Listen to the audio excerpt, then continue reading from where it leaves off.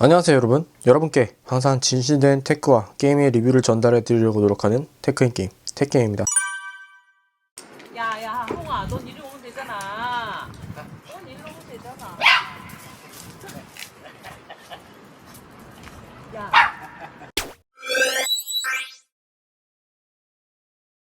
안녕하세요 여러분, 테크인게임 테크입니다. 이번 시간에는 제가 먼저 영상을 올렸었던 바로 이 캐논 파워샷 V1에 대해서 좀 알아보려고 하는데요. 제가 드디어 3주를 기다려서 물건을 받았고 조금 써본 소감을 여러분과 공유하고자 합니다. 일단 구독과 좋아요를 누르고 언박싱 영상부터 출발하실게요.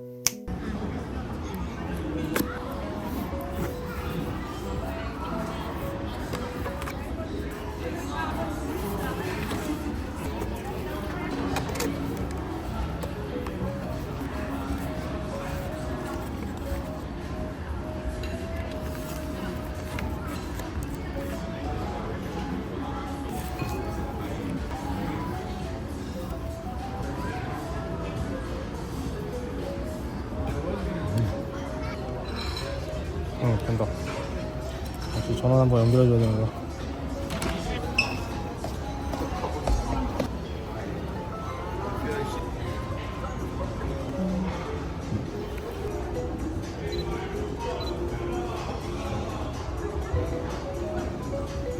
자, 언박싱 영상을 보고 돌아왔는데요.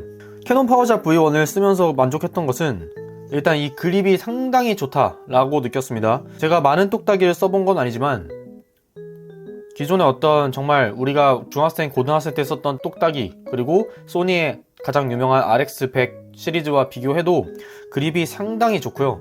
그리고 이게 이제 플라스틱 재질이 지금 이제 자동차의 약간 이제 대시보드 같은 느낌처럼 되어 있는데 플라스틱 재질이지만 뭔가 좀 이제 패턴이 약간 가죽 느낌 나는 그런 패턴으로 들어가 있어가지고 마찰력이 굉장히 좋고, 손목 스트랩을 걸고 이 네 손가락을 여기다 걸고 엄지를 여기다 붙이고 다니면 웬만하면 떨어뜨리지 않을 정도로 상당히 그립이 좋습니다. 그런 부분이 일단 굉장히 마음에 들었고, 여기 이제 펜이 들어가 있어가지고 상당히 조금 두꺼운 편이긴 하지만 그래도 무게감은 그렇게 무겁게 느껴지지 않는다. 그러면서 마이크로 포서드와 비슷한 크기의 센서가 들어가 있어가지고 사진도 굉장히 잘 나온다. 사실상 캐논 파워샷 V1의 가치를 증명해주는 포인트가 아닐까 싶어요. 상당히 사진도 잘 나온다 라고 생각하시면 될 것 같고요.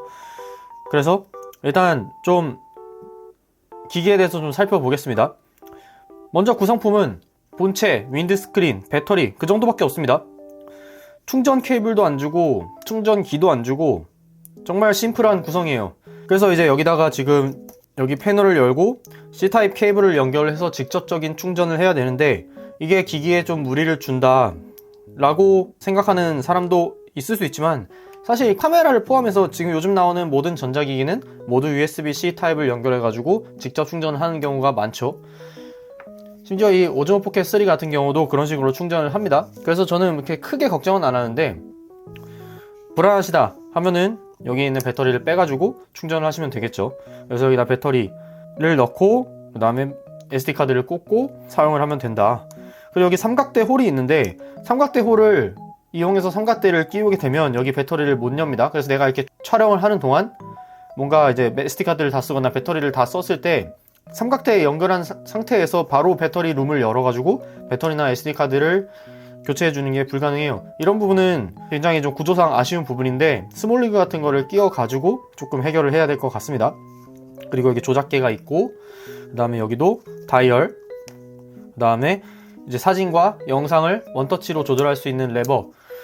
지금 영상기를 표방하고 나온 제품이기 때문에 영상에 굉장히 많은 공을 들였다. 그래서 원터치로 바로 영상으로 전환을 할 수 있고 손떨방도 준수하게 나옵니다. 그리고 여기 파워 줌 레버가 있고, 그 다음에 비디오 촬영 버튼, 셔터 버튼, 온오프 전원 버튼, 탈리 램프, 내가 이제 비디오를 찍고 있다는 거를 상대방한테 알려줄 수 있는 빨간 불이 들어오는 탈리 램프와, 그리고 마이크, 그 다음에 디스플레이, 뷰파인더가 없기 때문에 이 디스플레이로 확인을 해야 되고, 그리고 이쪽에는 펜이 있습니다.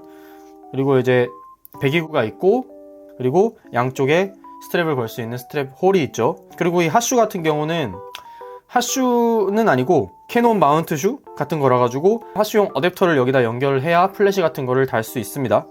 이렇게 참고하시면 될 것 같고, 여기 컨트롤 링이 있죠. 네, 일단 구성은 그런 식이고요. 전원을 켜면 이런 식으로 경통이 열리면서 렌즈가 튀어나오는데 부팅이 굉장히 빠릅니다. 끈 상태에서 부팅이 굉장히 빨라요. 그래서 이런 기동성, 무게는 조금 있지만 바로바로 내가 촬영을 할 수 있다는 점은 꽤 괜찮다고 느껴졌습니다.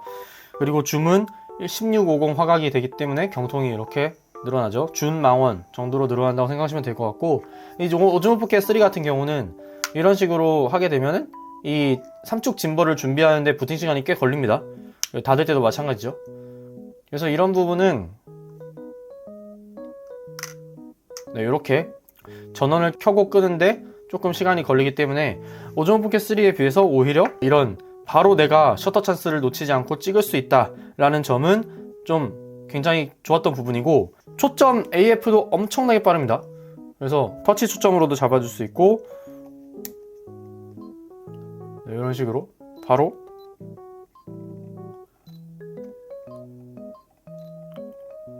이 피사체를 굉장히 잘 잡아요. 그래서 상당히 만족스러운 부분이다 라고 말씀을 드리고 싶네요. 근데 이제 이게 영상기로 나왔기 때문에 과연 디지털 IS나 이런 게 얼마나 좋냐 하는 거는 지금부터 비교를 한번 해보려고 하는데요.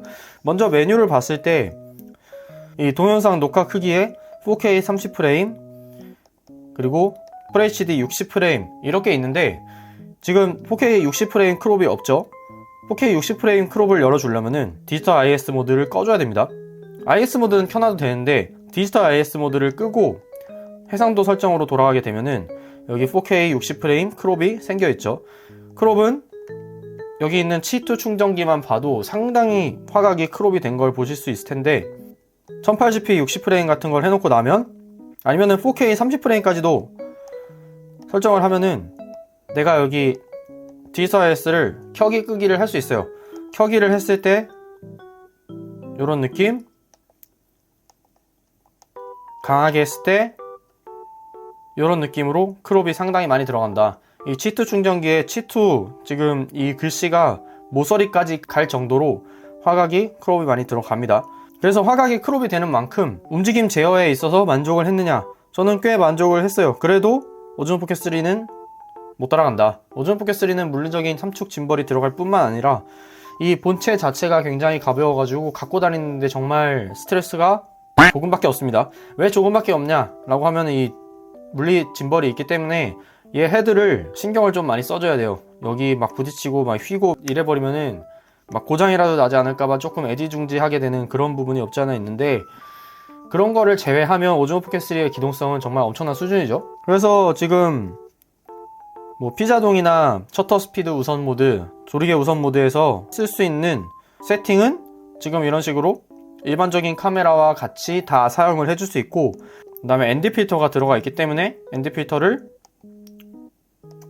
켜주면 이렇게 틱 하는 소리가 나면서 렌즈에 자동으로 ND 필터가 들어갑니다. 그래서 이런 부분은 내가 주광에서 노출 제어를 해주기 위해서 ND 필터를 필요에 따라서 켜고 끄면 되고요. 그래서 사진기로도 갖추고 있을 부분은 전부 갖추고 있더라. 사실 그래서 펜이 빠지고 카메라 전용으로 나오는 모델도 꽤 괜찮을 것 같은데, 실제로 V3 같은 루머가 있고 그런 모델을 기다리고 계신 분들도 꽤 많을 거예요. 하지만 V1도 화각이 내가 꽤 마음에 든다 라고 한다면 지금 V1은 일상생활을 책임질 카메라로서 정말 손색이 없는 수준이라고 할 수 있을 것 같습니다.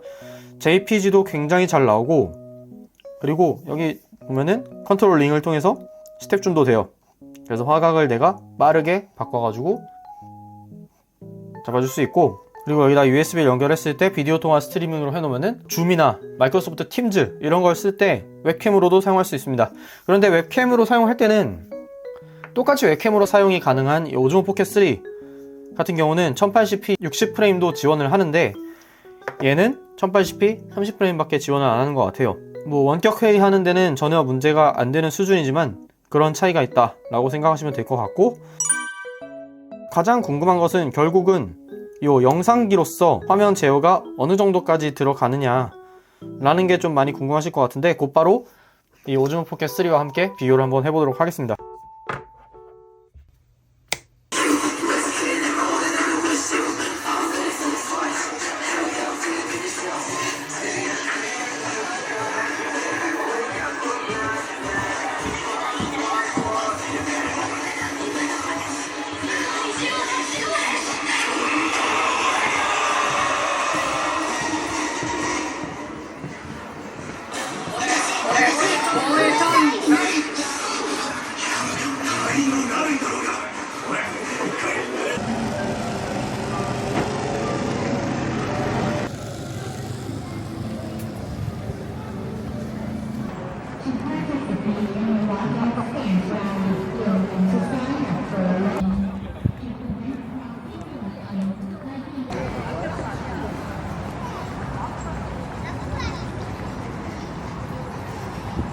(4K 30) 디지털 IS 약하게.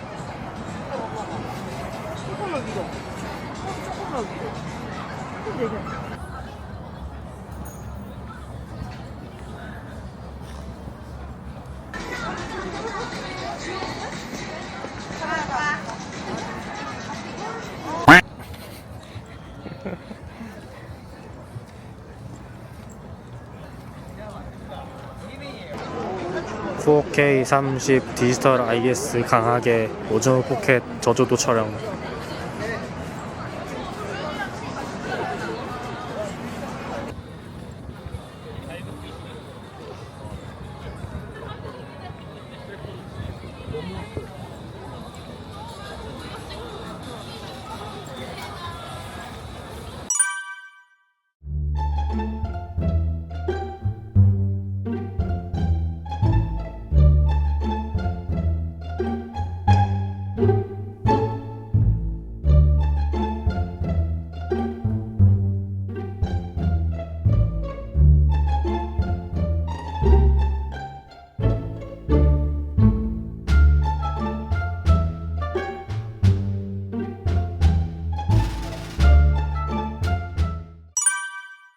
자, 어떠셨나요? 물리적인 짐벌이 있는 것도 그렇지만 내가 영상 비중이 대부분일 것 같다, 내 일상생활을 거의 대부분 영상으로 남겨놓고 싶다 라고 한다면 오즈모 포켓 3가 답입니다. 현 시점에서는 오즈모 포켓 3만한 게 없어요. 브이로그 시장을 장악한 DJI의 장비답게 이런 물리적인 삼축 짐벌에 의한 손떨방을 제외하더라도 영상 촬영에 있어서 아직 V1은 포켓 3에 훨씬 못 미친다고 느껴졌습니다. 심지어 포켓 3는 4K 60프레임 영상을 논크롭으로 촬영이 가능한 정말 엄청난 놈입니다. 화각은 비록 20mm 고정이고 F2 조리개가 고정이긴 하지만 그만한 또 활용도와 매력이 있죠. 4K 60프레임을 촬영을 할 때도 발열은 헤드 부분에만 머무르기 때문에 내가 발열을 직접 손으로 느끼는 일이 거의 없고, 심지어 이번에 업데이트로 이런 중간 망원 모드라는 촬영까지 생겨가지고 화질에 손실 없이 2배 줌까지 가능하게 되었습니다. 근데 이 2배 줌은 영상 촬영 중에는 안 돼요. 그래서 이런 부분은 조금 아쉽기는 한데, 그래도 내가 화질 손실 없이 2배 줌을 가져갈 수 있는 방법이 생겼다 라는 점에서는 포켓3도 상당히 활용도가 많이 늘어났다 라고 평가를 하고 싶고요. 그래서 영상 인정기 부분에서는 포켓3가 정말 대단한 장비다 라고 말하고 싶은데, 내가 여행에서 사진까지 남겨야 한다 라고 하면 1.4형의 센서를 가진 화질이 정말 잘 나오는 똑딱이 카메라인 V1으로 가는 게 맞겠다고 생각이 들고요. 혹은 이런 폰카와 포켓3의 조합도 상당히 괜찮은 조합이긴 한데, 이 경우에는 이런 물리적인 셔터에 의한 찍는 맛은 없겠죠. 그래서 내가 취사 선택을 어느 정도 잘 해야 될 것 같습니다. V1과 포켓3를 다 가져가는 방법도 있고, V1을 두고 포켓3와 폰카만을 가지고 가는 방법도 있겠는데, 둘 중에 하나만 선택을 꼭 해라 라고 한다면 저는 V1을 택하고 싶습니다.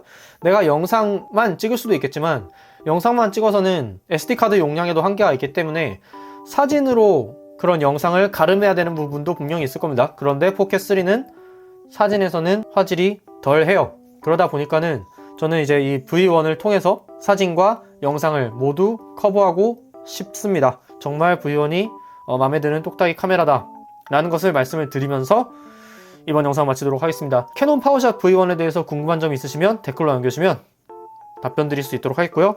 저는 더 좋은 영상으로 돌아오도록 하겠습니다. 구독과 좋아요는 저에게 큰 도움이 됩니다. 오늘도 시청해주셔서 감사합니다.